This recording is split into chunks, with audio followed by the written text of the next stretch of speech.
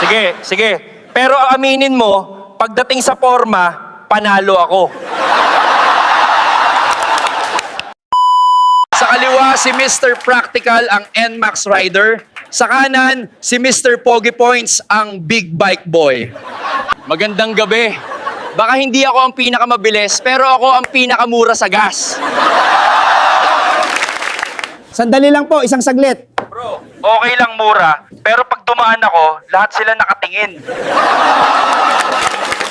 Yeah, they look because they think there's an earthquake.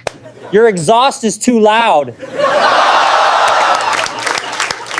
That's not noise, bro. That's presence. Intimidation factor.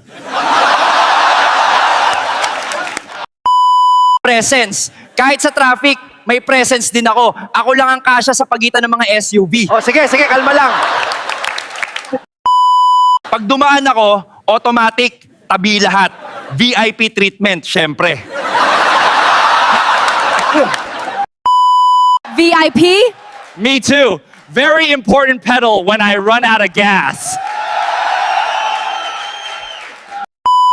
Ano ba bro?